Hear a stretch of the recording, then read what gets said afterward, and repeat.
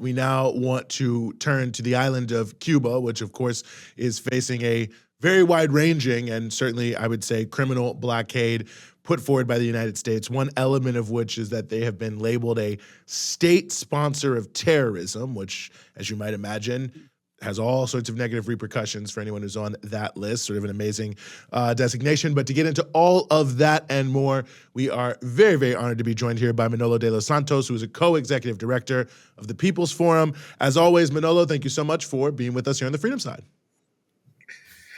It's an honor to join you again, Eugene and Rania. Well, it is an honor to have you here with us. And maybe my first question is, I think some people might be shocked to hear this. I mean, why is Cuba on the state sponsors of terrorism list that the United States puts out, and how absurd is that? Why is Cuba on this list is the question that 11 million Cubans have, and I would say millions of people around the world. First of all, it's a very arbitrary list, which was essentially created by the Reagan administration to politically attack nations that it disagreed with and who it couldn't find any other ways to subjugate or attack. And Cuba's been on the list before. It was removed from that list by the Obama administration under the understanding that Cuba was, in fact, playing a powerful role in both the peace processes in Colombia. It was encouraging development across the region and in other parts of the third world. Cuba posed no actual threat to the US's national security.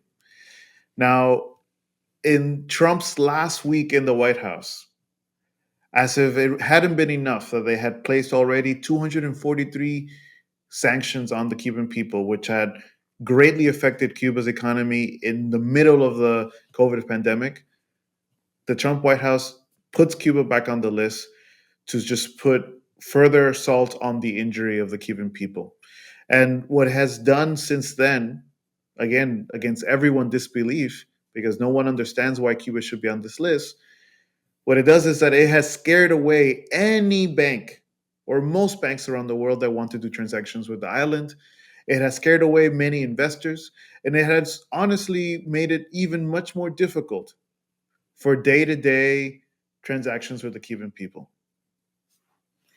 No, it's really outrageous, especially because Cuba's already under this insane decades-long blockade. So you're adding this on top of that. It's so incredibly aggressive, and the reasoning behind it, though, or when the way it came to be was the result of Cuba playing a peacemaking role, which is the irony of all of this, is that it was added because of Cuba playing a peacemaking role. I'm just curious if you could give some details on that, because I think it's important for people to understand the justification that was used for this. Well, it's a very important element of this story, which often doesn't get told in US media, despite so many people talking about it in the rest of the world. I mean, the Colombian president has given several press conferences talking about this, yet it doesn't seem to sort of get to the ears of key people in Washington who, in my opinion, seem to intentionally or selectively not hear this message, which is that Cuba, having successfully sponsored the peace process between the FARC guerrillas and the Colombian government, then went on to sponsor a second peace process, this time with the ELN guerrillas. These ELN guerrillas, as part of the signed agreement signed by the Cuban government, the Norwegian government, the ELN, and the Colombian government at that time, guaranteed that Cuba would host the negotiating team of the ELN, regardless of what took place in Colombia. Under no conditions could the host country, the sponsoring country, Cuba, send back these ELN guerrilla negotiators, especially if they were facing death threats back home. Well, a series of incidents took place in Colombia. There was a new Colombian government that switched his mind and basically went against the peace process. And it demanded that Cuba return these ELN negotiators, basically ensuring that they would be killed upon return. And Cuba did the right thing. It did the principled thing. And it did no more than what was stipulated in the agreements it had committed to, which was to simply not rescind its right to host these negotiators and to keep them in Cuba in the hopes that the process would kick back in. The Colombian government basically pushed and basically forced the US government's hand to act on this as the official excuse for why Cuba needed to be so called a sponsor of terrorism. The sad thing is that this excuse has been debunked so many times. In fact, after the government of Petro, only a few days after being elected, after coming into power, the first statement they make as a government is Cuba does not belong on that list. Why? Because it's thanks to Cuba that we can now say that we have even the embers left still of a peace process. And I think that's important to recognize that despite everything, Cuba essentially almost has been sacrificing its livelihood, the quality of life of its people. It's sacrificed millions of dollars in investments. It has sacrificed so much, essentially, for the peace of the people of Colombia, for the peace of the people of the Latin American region. That says a lot about this country. What other country could say that it would be willing to put so much on the line simply to safeguard a negotiations process? In fact, we know that the US, in many similar conditions, has done quite the opposite. Mm. The US is not a sponsor of peace, but actually should be recognized as a sponsor of terrorism.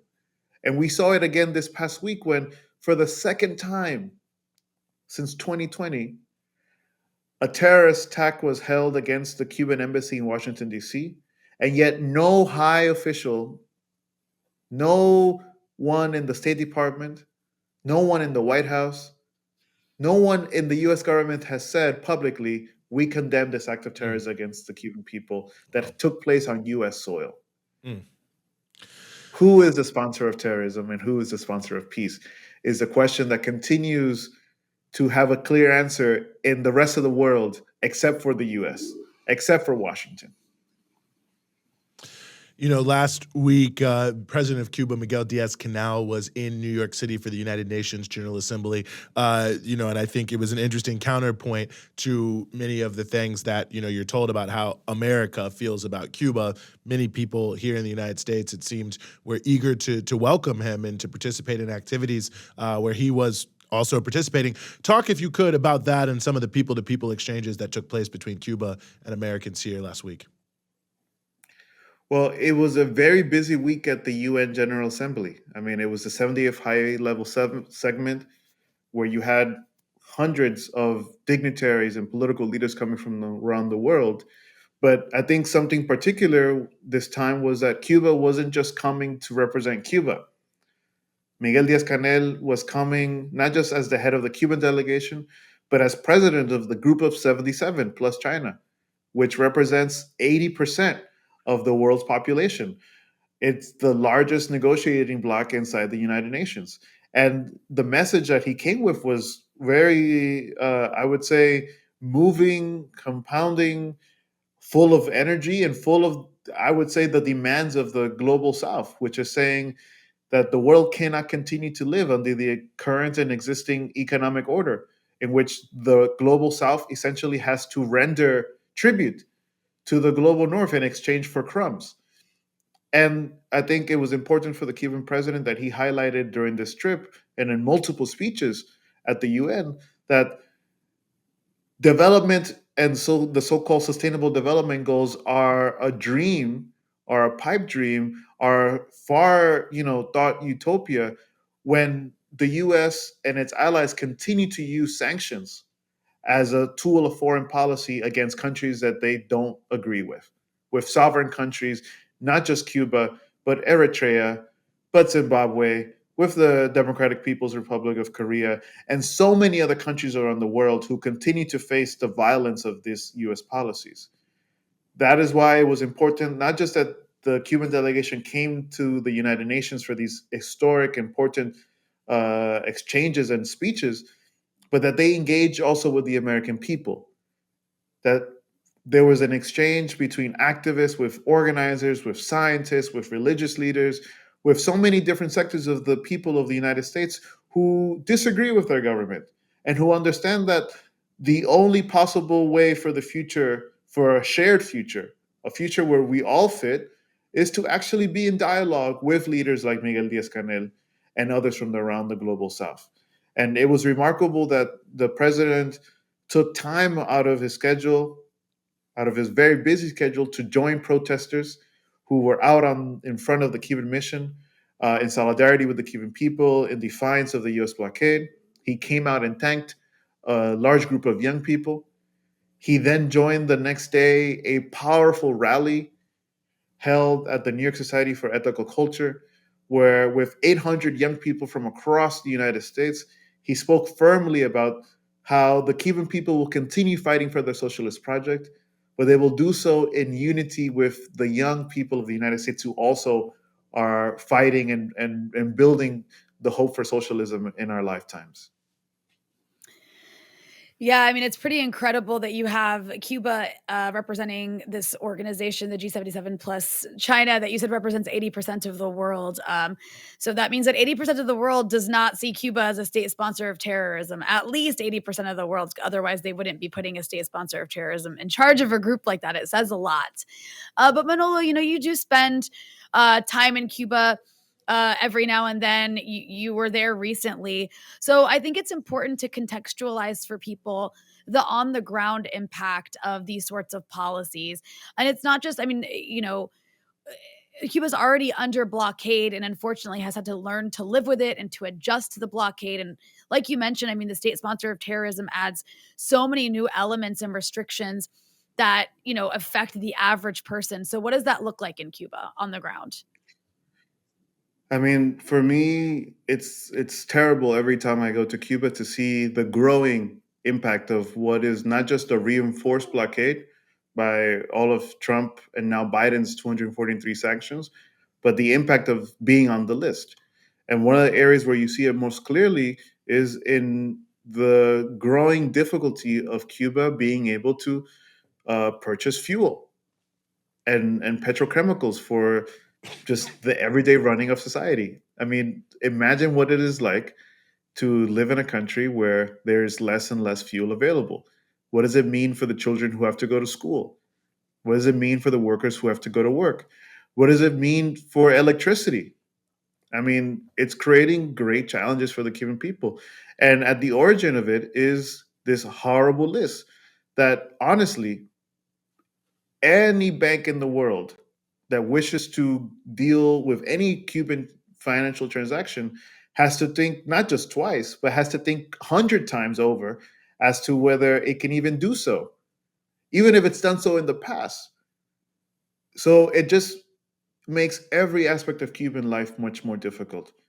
Could say the same thing regarding food. I could say the same thing regarding to a series of other aspects of Cuban life that have just become difficult. That's why our movement, our slogan, our campaign is so focused around the simplicity of simply let Cuba live. Why can't we let Cuba just be and develop on its own terms? Why does the United States continue to have this undeclared war on the Cuban people for the last 60 years, which again does not even give them the right to just breathe on their own land and to build their own futures? Not only is that inhumane, not only is that cruel, but it's just plain wrong. And we believe that millions of people around the world will actually come together in defiance of this. That's why we are collecting over 1 million signatures, all the way from Brazil to India, from Morocco to South Africa, from New York City to California. We are collecting millions of signatures that are affirming that ultimately the people of the world will have the last word, not the US government. The people of the world stand with the people of Cuba. And since you referenced the Let Cuba Live campaign launched by the International People's Assembly, the million signature effort, where can people find out more about this, Manolo? Well, we have a great website. It's called letcubalive.info, where you will find all the information on this campaign, who are the many organizations around the world, movements, trade unions, political parties of the left that have joined it. You will find important figures ranging from Evo Morales, former president of Bolivia, to many others around the world who've stood up with the message of let Cuba live. And most importantly, you will be able to sign directly on the website and also download a printout sheet so that if you want to take your list to your job site, to your school, to your place of entertainment, you do that so that it's not just your voice that is claiming and saying this, but that it's truly the voices of millions around the world who stand with Cuba. Mhm. Manolo de los Santos, co-executive director of the People's Forum. As always, thank you for giving us some of your time here on the Freedom Side. Thank you so much.